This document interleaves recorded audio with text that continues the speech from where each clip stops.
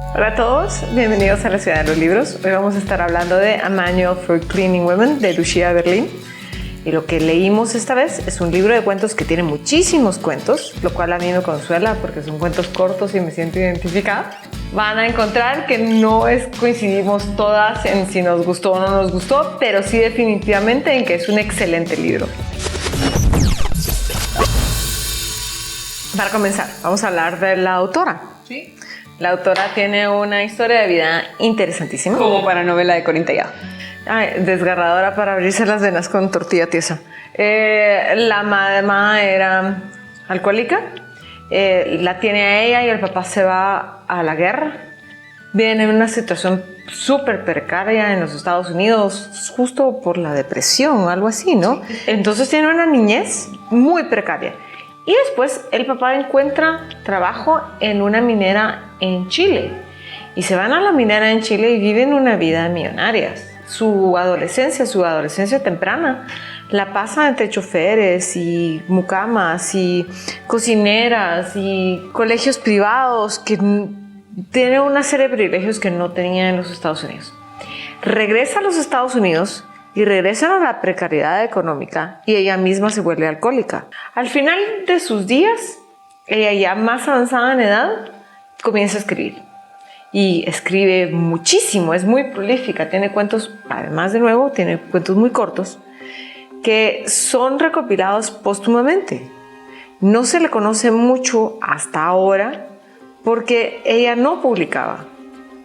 Ella solo daba clases después de una serie de cosas que le suceden. Que logra pocas revistas, de hecho. Sí, muy pocas revistas, y logra dar clases en una universidad en los Estados Unidos porque la mujer es un genio. O sea, hay que decirlo así, la mujer es un genio. Brillante, de esas personas que no recibió el reconocimiento que se merece y que sobre todo lo que me fascina, hay varias cosas que me fascinan en este libro. El primero es que cada cuento es como un balazo, son como 2-3 páginas y súper concisos, pero lo dejan a uno agotado, siento yo, sí, emocionalmente, densos. Son muy densos. Y aún así, puedes leer el libro con esos cuentos que te dan una y otra vez, y está tan bien curado el libro que pareciera que llevara una línea narrativa. O sea, sí tienen de su historia temprana, de su mamá, de su infancia, de la adolescencia, y se va pasando así el libro.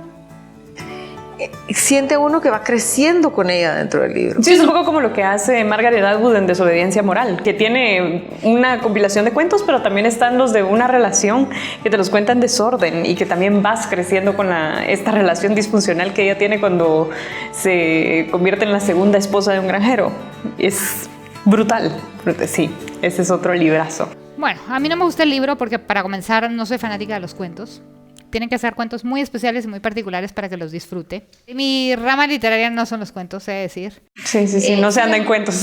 No, déjense de cuentos. Déjense de cuentos. Es lo único que yo sé escribir. No, yo lo que creo, definitivamente la mujer es muy talentosa. Ella, a diferencia de otros autores, no describe el drama de forma cortavena, sino que lo hace de forma natural. Entonces tú lo estás leyendo y dentro del contexto de la historia parece natural. Cuando lo analizas fuera dices, a la gran. Pero cuando lo estás leyendo en ese momento, escribe tan bien que te lo mete de una manera muy sutil. Entonces no lo sientes pesado. Creo que tiene que ver mucho con su narrativa y el talento literario que ella tiene.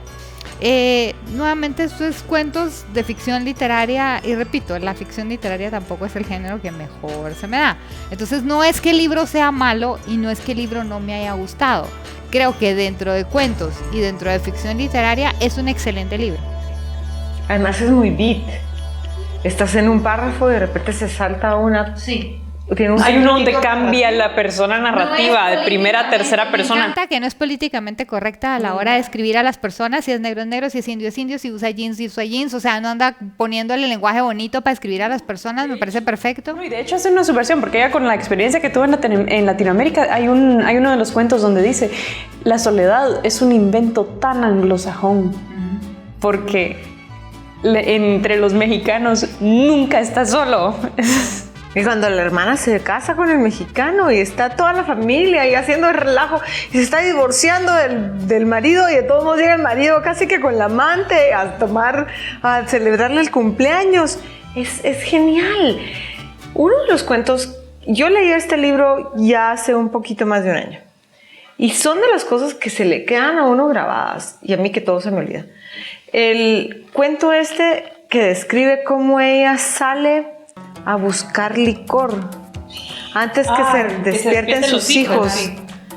A ver, ella es alcohólica, está tratando de salir del alcoholismo. Pero Tiene se 2 puede hijos mantener. adolescentes a los que cuida, que ellos saben que ella es alcohólica, no tiene alcohol en la casa. Y vive en un estado sureño que las tiendas de licor no abren antes de las 11. Pero era un poquito antes porque Sí, porque tiene que calcularse que tiene que ir a la que están lejos, que si abre desde temprano, que cuánto dinero tiene para que le alcance porque ahí es más caro. Y además no tiene dinero porque sus hijos se lo cuentan, porque no quieren que vaya a comprar alcohol. Y la angustia de la mujer de encontrar la botella de licor. Pero lo siente, en serio, uno lo percibe. Además ella lo cuenta como algo que simplemente le sucede. Y ese es el tipo de cuentos que hacen que generen mucha empatía con tantas personas que pueden estar viviendo esa situación. Porque yo creo que ese tipo de vivencias para una persona que tiene ese problema de alcoholismo es una ocurrencia diaria. Es algo habitual en su casa. Pero después tiene otro tipo de cuentos que no El de la necesariamente son hermana más livianos. el de la hermana que lleva a la otra a abortar y que la tienen que trasladar a una clínica clandestina en México. Sí, Bueno, y que pero cuando también llega a la clase de mujeres que están en este hospital todo controlado, que tienen que llegar en una panel sin ventanas y que... Y que se decide que siempre no, mejor si va a tener el niño. Exacto, regresa. A ver, tiene otras historias más livianas. Va a un hotel súper fino en Cabo y no le gusta y se queda con en la covacha de los marineros, de los que bucean, de los pescadores, y se mete con un pescador y tiene la escena de sexo más inverosímil de la historia de la literatura, porque yo dudo que uno pueda coger debajo del agua. Léanlo. No, es una maravilla. Es maravilloso. Y lo que me gusta es eso, que como dice Carmina, ¿cómo les digo? El drama está en que ella puede encontrar algo completamente descorazonador en situaciones mundanas.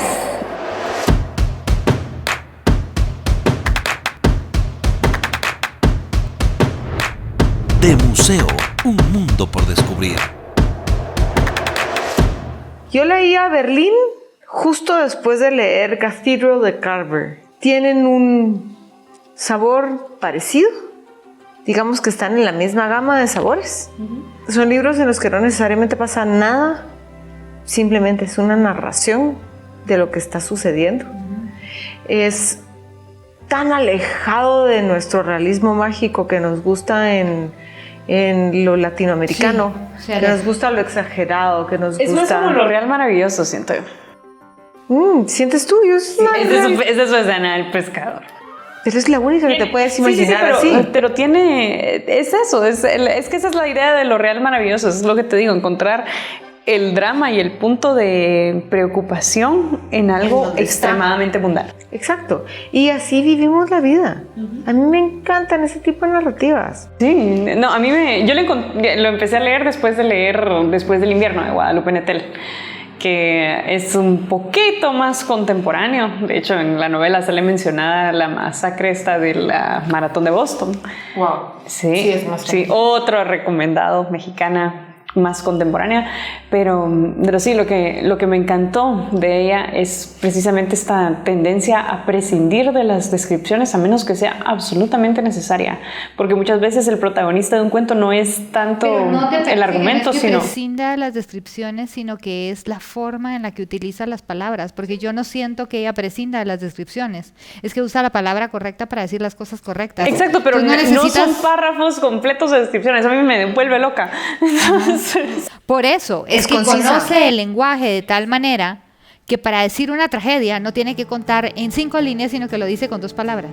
De nuevo. Y lo captaste de inmediato. Me recuerda a Carver. Es mucho ese estilo.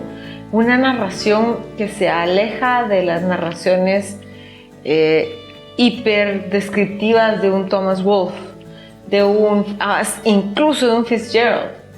Y no llegan a ser lacónicas como son un Hemingway.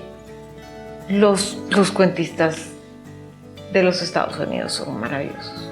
Creo que es de lo mejor que tiene su literatura. No, y aquí lo que me sorprendió, y que de hecho como yo no conocía bien al autor antes de leerlo, fue qué bien conoce Latinoamérica. Claro. Bueno, es que vivió en Latinoamérica. No, pero es decir, ella no te lo cuenta como una gringa viendo Latinoamérica, sino como alguien que claramente alguna vez se sentó en un cuchugal y sabe de qué va. Pero sabe también por qué eso, porque de niña ella fue se crió. unas rechas de niña. Ajá. Ella vivió en la precariedad de niña, entonces tiene una sensibilidad diferente. Sí. Es una de esas lecturas que a uno lo conmueve, lo pone a sentir cosas y vale la pena. Vale la pena. Y tan pocas mujeres autoras que llegan a eso y que no tienen miedo de enseñar el lado menos glamuroso de ser mujer, siento yo. No tiene romance. No tiene un tipo que te mueva dentro de la narrativa. La narrativa no está alrededor de un hombre. No tiene necesidad de meterse en el lío romántico, sino que es la necesidad de enseñar a la mujer con discrepo estas mujeres que alcoholismo. andan leyendo. Yo he leído tantos libros donde no hay romance y las mujeres son diferentes, pero bueno, solo es porque yo leo otros géneros, entonces. Sí, pero es que, no, ¿sabes qué pasa? Va a ser porque leo otros géneros. Ajá. Eso, pero es que, ¿cómo te digo? Esto porque voy a sonar bien snob ahorita, pero esto lo señalé en mi punto de tesis. Especialmente en la tradición aquí en Guatemala, el cuento corto escrito por mujer invariablemente es de tema de sentimentalismo. Y siempre es del descubrimiento. Estás hablando del país donde todo el mundo se cree poeta, me van a disculpar, pero sí. O sea. Sí, exactamente, pero es que... O sea, aquellos poemas y... Pero de nuevo, ese es un cliché prevalente. Es un cliché prevalente en el género. La maternidad dolorosa, el sufrimiento de la mujer. Es un cliché. Y que haya alguien con tanta convicción como para llenar 400 páginas de personajes deconstruidos por otro lado. Yo tal vez lo veo, como te digo, o sea, siendo no mi género, totalmente, que es un género que me saca de mi zona de confort, por así decirlo, porque no es un libro que yo compro en la librería. ¡Ay, cuentos! ¡Qué alegre! Lo voy a leer. No, es hay que hueva. Cojo una novela porque prefiero leer novelas. Prefiero leer una biografía. Prefiero leer otro tipo de cosas.